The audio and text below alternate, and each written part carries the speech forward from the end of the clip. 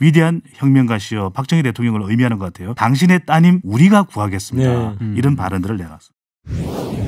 최고의 허리케인 라디오.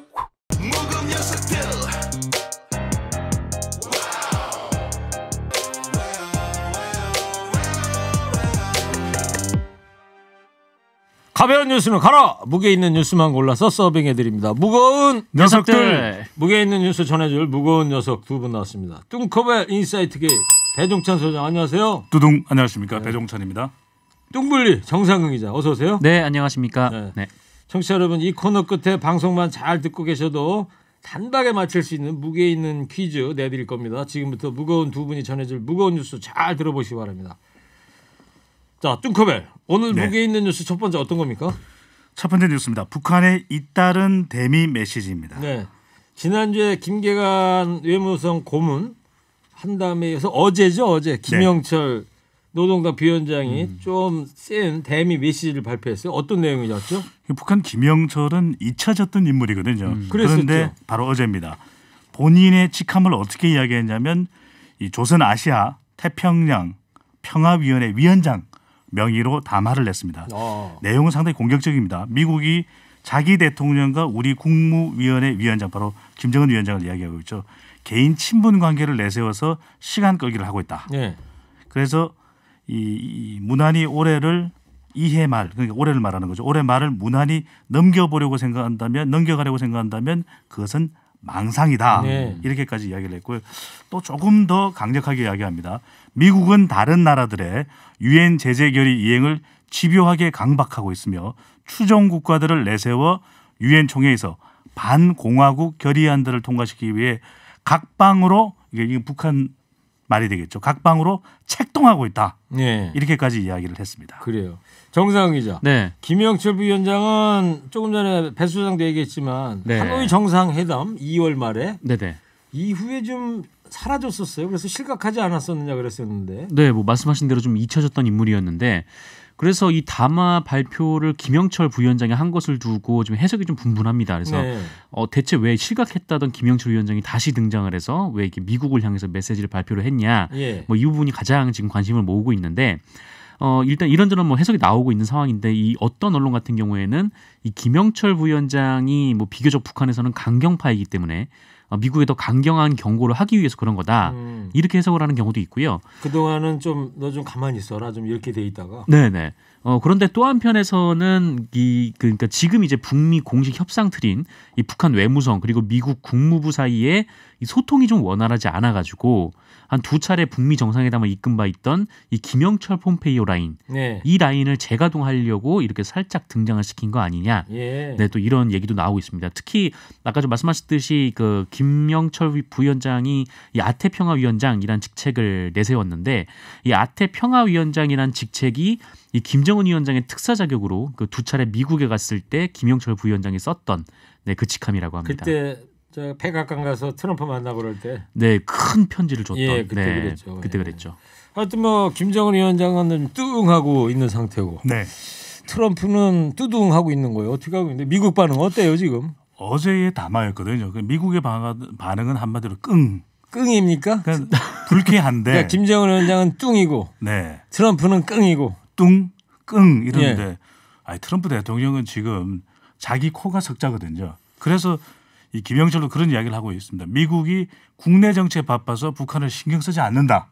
그러니까 지난 하노이 회담 때도 미국 측에서 계속해서 북한에 보냈던 신호는 아니, 김영철 말고 다른 사람 좀 내보내라. 그 얘기를 계속 했을 만큼 미국으로서는 깊이 인물이거든요. 예. 그런데 이렇게 반응을 내놨는데 두 가지로 보입니다. 하나는 미국이 지금 다른 쪽에 신경이 가 있는 것이고 그러니까 지금 IS 바로 이게 더 큰 이슈 그렇죠. 아니겠습니까? 미국으로서는 당장에. 그리고 또 탄핵 문제도 있고. 일종의 그 북한의 시선 끌기, 네. 미국의 관심 끌기인데 너무 빨리 반응을 하면 아 통했구나. 이런 또 시그널을 줄 수 있기 때문에 미국은 좀 구체적인 반응은 내놓지 않고 말 그대로 끙 하는 분위기입니다. 관망하고 있다. 네. 그렇게 봐야 되겠죠. 그리고 트럼프 대통령이 이제 우리 시간으로 어제 밤에 늦게 네. 그 IS 수계죠. 그 사람 이름이 뭐더라? 바그다디. 바그다드가 아니고 알 바그다디. 이게 중요합니다. 바그다디. 그 네. 왜 중요합니까? 네, 무거운 것과 관련이 돼요. 예. 알 바그다디. 하여튼 그 알 바그다디를 처단했다는 긴급 발표를 했습니다. 네, 뭐 국제 뉴스로서는 가장 큰 뉴스인데 이 트럼프 대통령이 중대 발표를 예고했을 때부터 뭐 IS 지도자였던 알 바그다디를 뭐 이제 그 사망케 한 거 아니냐 이런 얘기가 있었는데 실제로 네, IS 지도자 알 바그다디의 은신처를 미군이 급습을 했고 그가 자폭을 해서 사망했다라고 트럼프 대통령이 발표를 했습니다. 네. 트럼프 대통령은 이 알 바그다디가 이 겁쟁이처럼 죽었다라면서 미국은 짐승을 처단했다라고도 했고요. 또 굳이 이제 사망 과정도 구체적으로 밝히기도 했는데 뭐 어젯밤 이제 헬리콥터 미국 시간으로 전날 밤 이 헬리콥터와 군경까지 동원한 이 특수부대의 기습 작전이 있었고 이 터널로 도주하다가 뭐 스스로 이제 자폭을 하는 좀 그런 일이 있었다라고도 밝혔습니다. 그래서 네. 이 트럼프 대통령은 뭐 IS를 뿌리 뽑았다 이제 지도자까지 없앴다라면서 미국의 약속은 지켰다고 강조를 하기도 했습니다. 예. 근데 이 상황 자체를 오바마 대통령 때도 비슷한 상황이 있었는데 마치 전시 상황실에서 워룸이라고 그러죠. 아주 마치 영화를 보듯이 맞아요. 긴박한 장면을 보듯이 아주 트위트에 구체적으로 묘사를 합니다. 네. 쫓아가고 있다. 군견이 쫓아가고 있어. 이러면서 네. 폭파했다. 와 처참하게 죽었어. 그거를 네. 실시간으로 다 본 것 같아요. 델타 그러니까요. 포스가 카메라가 달려 있죠. 거기 현장까지 가는 게 위성을 통해 가지고 현장 중계 방송하듯이 다 봤던 것 같고 네. 오바마 때는 파키스탄에 있던 그랬죠. 누구였죠? 빈 라덴이죠. 빈 라덴 네. 그거 네. 할 때도 그랬었고. 근데 이런 상황들을 보면 두 가지로 해석이 나오는 게 지나칠 정도로 TMI 많은 정보를 주고 있는 것이 뉴스의 시선을 잡아두는 국내 정치 일종의 반전 카드일 수도 있는 것이거든요. 예. 그러니까 알 바그다디를 봐라. 결국 내가 일을 해내지 않느냐. 예. 이걸 지금 이 우크라이나 스캔들에 몰려 있는데 반전 카드고 또 하나는 터키하고도 계속 문제가 있지 않았습니까? 네. 이게 펜스 부통령이 가서 문제 해결을 하기는 했는데 시리아 북동부에서 미군 철수 때문에 이 쿠르드 IS가 부활할 것이다라고 하는 이야기가 나면서 상당히 이 곤혹스러웠는데 자, 이 IS 수계를 처단한 셈 아니겠습니까? 그러면 터키하고의 이 관계 또 중동 문제도 반전되는 카드 이런 다각적 목적이 있는 것 아니냐라는 이야기가 나오고 있습니다. 네, 알겠습니다. 지금 유튜브 게시판으로 청취자께서 돈테크만이라는 청취자 관훈 나이트에 나오는 형이네 이렇게 써주셨어요. 관훈 나이트요? 제가 나가고 있는 유튜브 방송. 아 정상근 기자 네, 나가는 네, 거구나. 이름입니다. 네. 손 좀 한번 흔들어 주세요. 네. 유튜브 보고 카메라 근데 어디 계시구나. 있죠? 네. 아니 요즘에 정상근 기자 인기가 정상이에요. 정상이요? 최정상에 올라 네. 있는 거예요. 내려올리만 남았어요. 자, 혹시 저 스마트폰 갖고 계신 분들 유튜브에 TBS FM에 입력하고 들어오시면요. 지금 무거운 녀석들 영상으로도 감상하실 수 있습니다.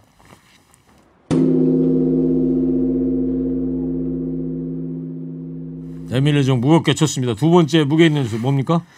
네, 박정희 40주기 자유한국당이 총집결. 네, 이렇게 네. 뽑아왔습니다. 토요일 날이었죠. 네네. 박 전 대통령 40주기 추도식 11.6이었고 한국당 지도부가 몰려갔다는데 분위기가 좀 바뀌는 거예요. 어떻게 되는 거예요? 네, 엊그제 박정희 전 대통령 서거 40주기 추도식이 서울 동작구 국립 서울현충원에서 열렸는데요. 여기에 이제 황교안 자유한국당 대표 그리고 나경원 원내대표 등 자유한국당 지도부 그리고 이 홍문종 조원진 우리공화당 대표 등 이 보수 진영 인사 다수가 참석을 했습니다. 그리고 이제 박정희 전 대통령의 딸 박근령 전 유경재단 이사장 그리고 그 배우자인 신동욱 공화당 총재, 뭐 정홍원 전 국무총리, 뭐 김문수 전 경기도지사 등등 모두 왔는데 이현주 의원도 갔더라고요. 네, 이현주 의원도 지금 무소속이죠. 이현주 의원도 같이 왔습니다. 근데 주목되는 부분은 이 자유한국당 지도부가 이 박정희 전 대통령 추도식에 참석한 것이 4년 만에 있는 일이라는 겁니다. 네. 그 내년이 총선인데 이 박근혜 전 대통령이 탄핵되기 전부터 좀 인기가 떨어질 때부터는 좀 오지 않다가 이제와 온 것은 뭐 작게는 이제 보수 통합을 위한 메시지. 총선 6개월 난 게 누구예요? 네네 그렇죠. 크게는 이제 총선을 위한 여론전 뭐 이런 거 아니냐 뭐 이런 이제 비판과 분석이 나오고 있습니다. 황교안 대표도 갔었잖아요, 그죠? 네, 황교안 대표도 가서 이 박정희 전 대통령의 이 경제 발전에 대해서 언급을 하면서 배워야 할 점이 많다라는. 그 뭐 취지의 야유도 얘기도 했습니다. 들었다고 기사 보니까 그렇더라고요. 네, 네. 고성과 야유를 들었다고 네. 하죠. 자, 배 소장님, 박근혜 전 대통령에 대한 언급도 적극적으로 나왔어요. 네, 정상근 기자가 잘 설명을 했는데 4년 만에 참석을 했다라고 하는 것은 TK는 그런 대로 자유한국당 분위기가 나쁘지 않지만 그럼에도 불구하고 내년 총선을 앞두고서는 보수통합의 메시지일 수도 있고 상황이 좀 반전됐다. 이렇게도 인식했을 수가 있으면 최근에 1년에 뭐 광화문 집회 이런 데 참석하면서 조금 이 보수통합 보수에 대한 세력이 좀 더 규합되는 것 아니냐 이런 판단을 했을 수도 있을 것 같은데 네. 이 참석을 해서 발언한 내용을 보면 상당히 또 이 내년 총선도 그렇지만은 박근혜 대통령과 관련해서 달라진 그런 발언들을 내놓고 있습니다. 이 불과 몇 년 전 탄핵 때와는 상당히 사뭇 다른 분위기였는데 이현주 의원은 가짜 뉴스에 속아서 진실을 직시하지 못하고 끌려다닌 것이 사실이다 이렇게 발언하고 김문수 전 경기지사는 위대한 혁명가시여 박정희 대통령을 의미하는 것 같아요. 당신의 따님 우리가 구하겠습니다. 네. 이런 발언들을 내놨습니다. 그 김문수 전 지사 같은 경우에는 거의 울먹거리다시피 하면서 읊더라고요. 그랬죠. 네.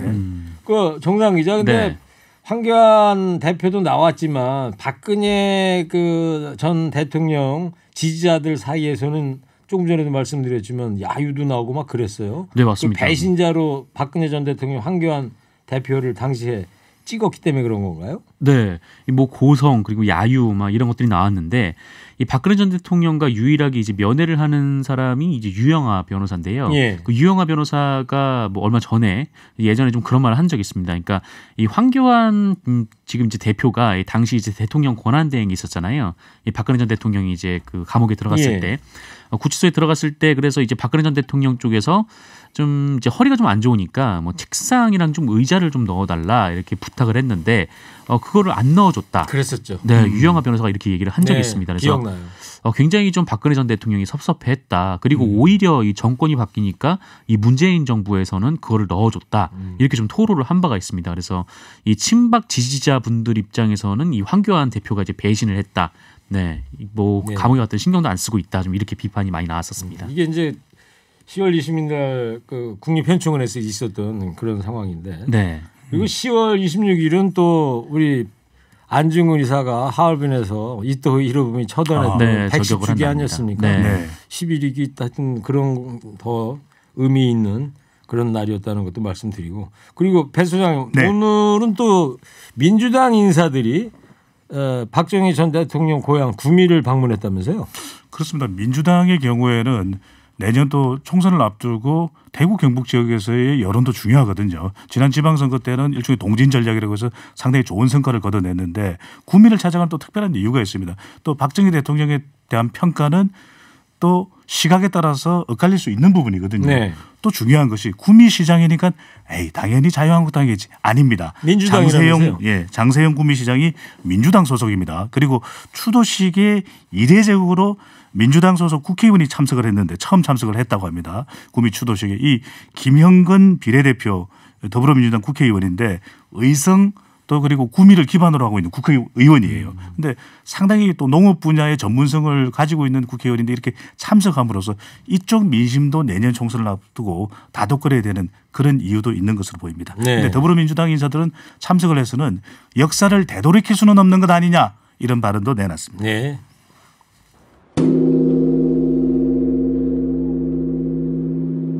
에밀레 종소리가 뚱 하는 소리가 나요. 그러네요. 지금은 무거운데 내용만큼은 가볍게 가도록 그렇게 하겠습니다. 네. 자, 배 소장님. 네. 다음 무게 있는 뉴스는 뭐예요?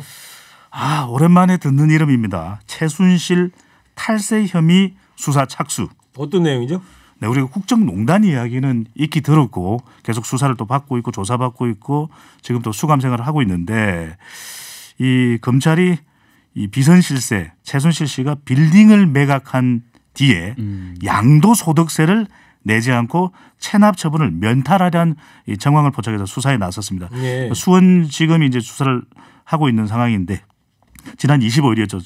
이 최순실 씨의 딸 정유라 씨가 입원한 병원으로 찾아가 정 씨의 휴대전화를 압수하기도 했습니다. 예.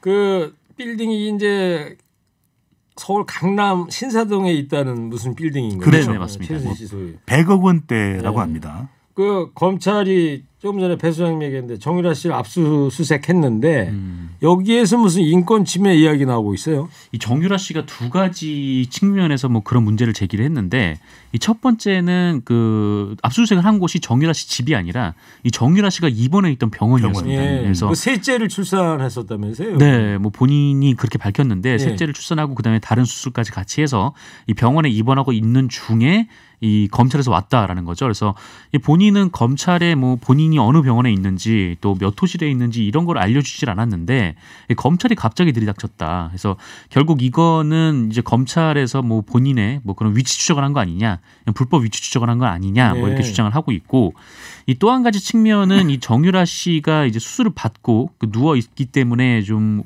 그 온 매무새가 좀 흐트러져 있는 그런 상태였는데 이 검찰에서 갑자기 들어왔다라는 것이죠. 그래서 본인의 남편이 좀 옷을 좀 갖춰 입을 때까지만 좀 나가 있어 달라라고 얘기를 했는데 그런데 이제 검찰 쪽에서는 굉장히 좀 불쾌한 표정을 지었다. 좀 이런 것들이 좀 문제가 있었다라고 정유라 씨가 주장을 했었습니다. 그러니까 정유라 씨가 그렇게 이제 주장을 하는데 검찰 수사관들이 인권 침해식으로 막아서 압수수색했다는 거고 검찰은 뭐라고 그래요 그거에 대해서? 뭐 검찰이 반박을 했는데 일단 입원 여부 및 병실 확인 같은 경우에는 압수수색 영장을 받은 뒤에 확인을 했다. 그러니까 영장이 법원에서 나왔기 때문에 이걸 어떻게 알았는지 여부는 이게 불법적인 것이 아니었다라는 게 검찰의 해명입니다. 그리고 또 하나는 정유라 씨 남편에게 영장 집행을 위해서 찾아왔다라는 점을 먼저 고지를 했고 알려줬다. 네, 그 다음에 밖에서 대기를 하다가 들어갔다. 이 정유라 씨가 직접 문을 열어줬다라는 것이 이 검찰의 설명이었습니다. 그래요. 네, 그래서 이 얘기는 이제 정유라 씨 얘기와는 좀 많이 다른 좀 그런 상황이었습니다. 정유라 씨가 근데 또 검찰에 재반박을 했다는 얘기가 있던데요. 같은 내용을 반복하는 거죠. 그러니까 요즘에 검찰의 강압 수사라는 것이 상당히 사회적 이슈가 되고 있거든요. 그렇기 때문에 이런 강압 수사 관련해서 뭐 사회적으로 좀 더 유리한 시각을 또 확보할 수도 있는 부분이고, 한편으로는 이게 또 이 증거 인멸과 관련해서 굉장히 신속하게 다루어졌어야 될 수도 있는데 검찰은 그냥 무작정 간 것이 아니라 영장을 집행하는 상황이었거든요. 그런데 이제 정유라는 이런 재반박을 했을 때 여전히 좀 지나칠 정도의 강압 수사, 인권이 무시됐다. 또 하나는 기다리지 못할 상황도 아니었다. 10분, 20분 더 기다리면은 순순히 수사에 협조할 수도 있었는데 그렇지 못했다라고 하는 이야기를 하는 것이죠. 네, 자 알겠습니다. 양쪽의 공방도 얘기 들어봤고요. 지금까지 오늘 무게에 있는 뉴스들 무거운 녀석들이 전해드렸습니다. 인사이트 K 배종찬 소장, 1년 내내 정상근무 정상근 기자였습니다. 두 분 감사합니다. 고맙습니다. 고맙습니다. 자, 무거운 녀석들. 일부 행기의 이야기를 더 듣고 싶다면